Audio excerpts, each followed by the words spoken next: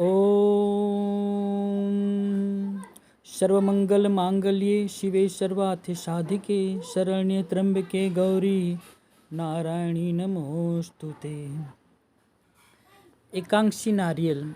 एकांशी नारियल लक्ष्मी का साक्षात स्वरूप माना गया है। ये तो नारियल आसानी से बाजार में उपलब्ध हैं, परंतु अधिकतर नारियलों में दो बिंदु स्पष्ट दिखाई देते हैं, जो कि दो आंखों की तरह होते हैं।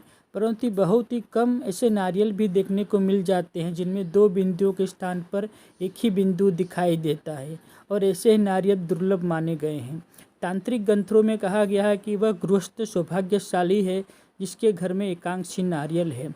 लक्ष्मी सूक्तक याज्ञवल्क्याचार्य में कहा गया है कि संसार में सब कुछ सुलभ है, परंतु एकांशी नारियल सामान्यतः सुलभ नहीं है। विष्णु पुराण में बताया गया है कि जिसके घर में एकांशी नारियल है उसके घर में स्थायी रूप से अटूट लक्ष्मी का वास बना रहता है।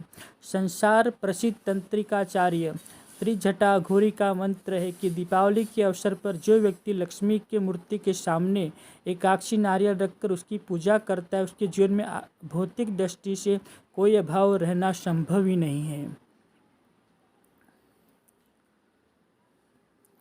दुर्लभम स्फटिकम हार दुर्लभम पारद शिवम दुर्लभो वपु एकांशी नारियलश्च दुर्लभम। अर्थात संसार में तीन वस्तु अत्यंत दुर्लभ है, जिसमें स्फटिक मणियों की माला, पारस शिवलिंग तथा एकांशी नारियल है। संसार में मनुष्य के पास लाखों रुपये हो सकते हैं, सम्मान यश हो सकता है, परंतु इतनी दुर्लभ चीज़ों का संग्रह करता तो बिरला ही होता है।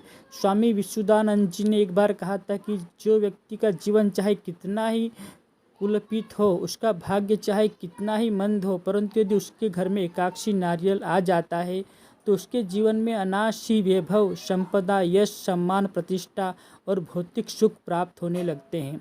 अपने घर में एकांशी नारियल स्थापित करने से पूर्व इस बात की जांच कर लेनी चाहिए कि वह नारियल असली हो, क्योंकि बाजार में नकली नारियल प्राप्त होते हैं। कुछ घुमक्कड़ साधु नारियल पर सिंदूर लगाकर पूजा के समान दिखाई देने वाला नारियल बना देते हैं, जिससे नारियल की पहचान नहीं होती है वह एकांशी नारियल है या नहीं, क्योंकि सिंदूर के लेप के नीचे आंख ढक जाती है। कुछ साधु सन्यासी नारियल पर चांदी का वर्क चढ़ा देते हैं। इसके अलावा कुछ नारियल नारी जाति के होते हैं, जो कि एकांशी होते हुए भी त्याज्य होते हैं। अंत भली प्रकार से जांच कर नार जाति का नारियल एकांशी नारियल ही अपने घर में स्थापित करना चाहिए। नारी जाति का नारियल घर में स्थापित करना नहीं चाहिए। इसके साथ ही नर जाति का एकांशी नारियल मंत्र चैतन्य होना चाहिए और प्राण संजीवनी क्रिया से सिक्त होना चाहिए, जिससे कि वह पूरा लाभ दे सके। प्रस्तुत शास्त्रों में और तांत्रिक ग्रंथों में जो दुर्लभ एकांशी नारियल की महिमा है वह नर जाति के एकांशी नारियल की है। ऐसा नारियल सौभाग्यशाली व्यक्ति ही अपने घर में रखने में समर्थ हो पाते हैं।